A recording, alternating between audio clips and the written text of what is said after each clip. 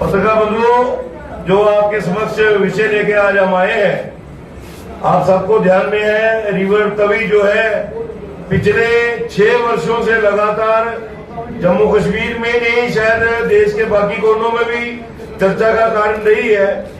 और उसका सबसे बड़ा कारण था 17/11/2016 को कुछ वेस्टेड इंटरेस्ट के लोगों ने, जिनका तवी से कोई सरोकार नहीं था, ऑनरेबल हाई कोर्ट में एक PIL दायर की कि तवी के अंदर इलीगल माइनिंग चलती है, तवी के अंदर गैर कानूनी तरीके से काम चलता है, लिहाजा तवी को बैन कर देना चाहिए।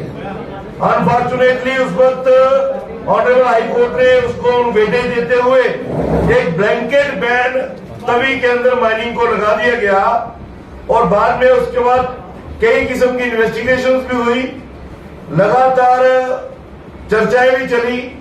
तवी के अंदर एक स्टोन क्रशिंग इंडस्ट्री स्टैब्लिश्ड है और एक ऐसी इंडस्ट्री जिसके बलबूते पे सैकड़ों हजारों घरों की रोजी रोटी का साधन जुड़ा था।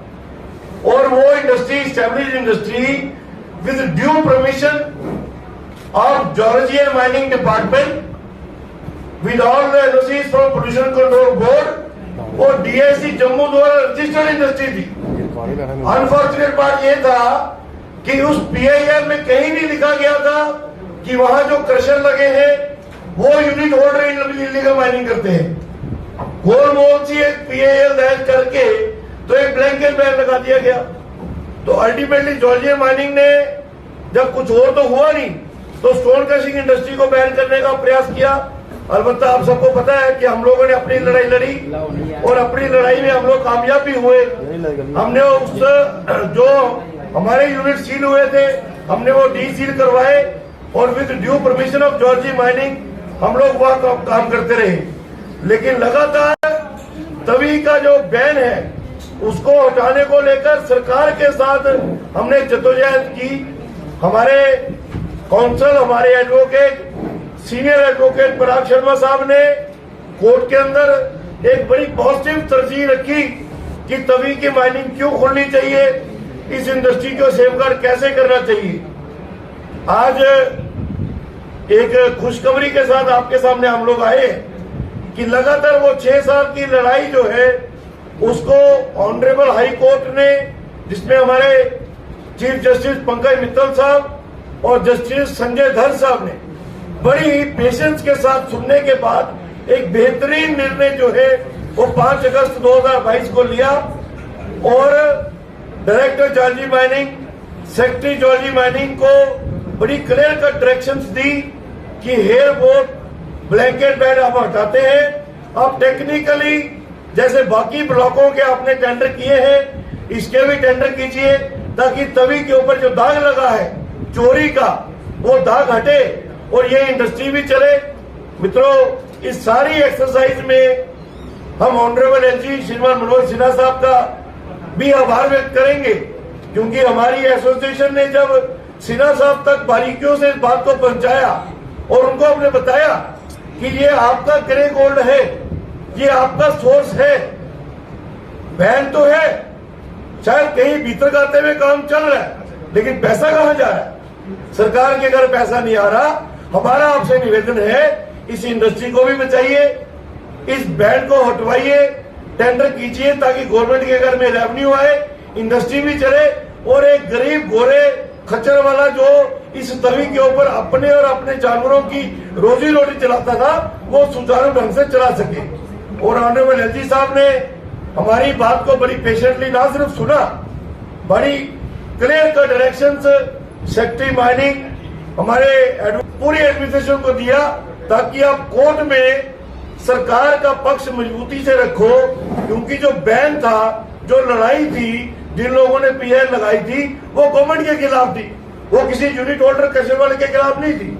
ना ही हम पे कोई एलिगेशन था, ना ही इन 6 सालों में किसी क्रशर वाले की कोई गतिविधि इलीगल माइनिंग करते हुए पकड़ी गई।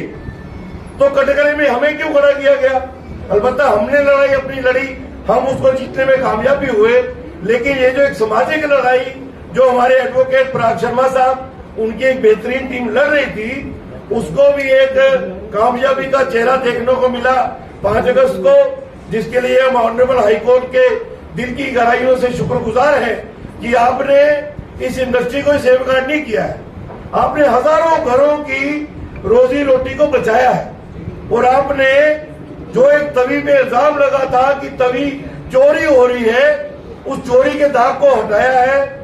हम आपके माध्यम से director jewellery mining, secretary jewellery mining, उनसे भी आग्रह करेंगे कि कोर्ट की डायरेक्शंस को अक्षरशः इसका पालन कीजिए।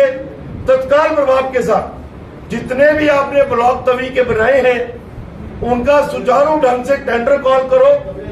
आजकल ऑनलाइन टेंडरिंग है, जो लोग क्वालिफाई करते हैं सिर्फ उनको टेंडर अलाउ होना चाहिए। जो लोग ज्वेलरी माइनिंग के रजिस्टर्ड लोग हैं सिर्फ वही लोग इसके लिए क्वालिफाई करें, ताकि जो इंडस्ट्री है वो भी सुचारू ढंग से काम करे। और ये जो आग मिचौली का खेल Jammu Kashmir police, jewellery and mining और वो जो माफिया था इनके बीच में चल रहा था, उसको विराम लगे। इस पूरी दौड़ में पुलिस पे भी कहीं जाने में कईयों ने इल्जाम लगाए होंगे कि पुलिस भी ये काम करवाती है। जम्मू कश्मीर पुलिस का अपना काम है, उनको मुझे लगता है कि वो काम बेहतरीन तरीके से करने दिए जाए, वो ज्यादा अच्छा रहेगा, बजाय वो तवी में जाके रैकी करे या तवी में जाकर किसी की जेसीबी, किसी के टिप्पर, किसी के कर्मचारी को हाथ डाले और उसको पकड़े। तो मुझे लगता है कि ऑनरेबल हाई कोर्ट का हम इंडस्ट्री के नाते भी, जम्मू के नागरिक होने के नाते भी, और क्योंकि हमारे माध्यम से हजारों घरों की रोजी रोटी जुड़ी है, उसके नाते भी हम दिल की गहराइयों से जस्टिस पंकज मित्तल साहब और जस्टिस संजय धर साहब का बहुत शुक्रगुजार करते हैं।